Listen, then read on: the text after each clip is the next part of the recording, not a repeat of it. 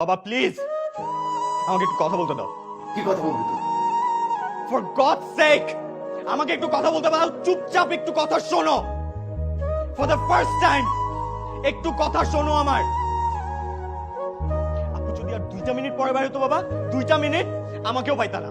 আমি সুইসাইড করতে গেছিলাম।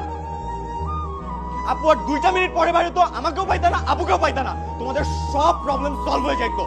আমাদেরকে নিয়ে আর কোনোদিন তোমাদের টেনশন করতে হতো না, কোনোদিন আমাদেরকে নিয়ে ভাবতে হতো না তোমাদের। সোসাইটি, তোমরা তো সারাক্ষণ পড়ে থাকো তো সোসাইটি কি বললো, সমাজ কি চায়, একটাবার জিজ্ঞেস করছো আমি কি চাই, আপু কি চায়, একবার জিজ্ঞেস করছো তুমি?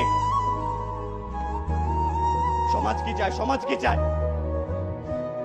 সমাজ যদি এতই ভালো হইতো বাবা, তাহলে তোমার পত্রিকায় প্রতিদিন কেন রেপের নিউজ, প্রতিদিন কেন গলা কাটার নিউজ, প্রতিদিন কেন ছেলে ধরার নিউজ? একবার উত্তর দিতে পারবা এটার? পারবা তুমি? আপু কি চায়, আপু কেন ডিভোর্স দিতে চাচ্ছে, আপু কেন বাসায় চলে আসছে, একবার জিজ্ঞেস করছো তুমি? তুমি জানো আপুর জামাই কি করে? জানো? জিজ্ঞেস করছো কোনোদিন আপুকে? আপুর জামাই নকল ওষুধ সাপ্লাই দেয়। বিয়ের আগে দেখছিলা? দেখো নাই তো। তোমার যদি আজকে অসুখ হয় তাহলে তুমি কি নকল ওষুধ খাবা বাবা? খাবা বলো?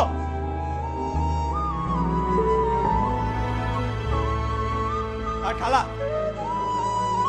2 দিন পর পর আমেরিকা থেকে এসে আমাদেরকে জ্ঞান দেন, রাইট? হ্যাঁ, এত সোসাইটি নিয়ে কনসার্ন, সোসাইটির পথে চলতে হবে, সোসাইটিকে মেনে চলতে হবে। আপনি কেন এই সোসাইটিতে থাকেন না? কেন থাকেন না? আপনি কেন আমেরিকায় থাকেন? 2 দিন পর পর এসে আমাদেরকে জ্ঞান দেন। আমার কি করা উচিত, আপুর কি করা উচিত?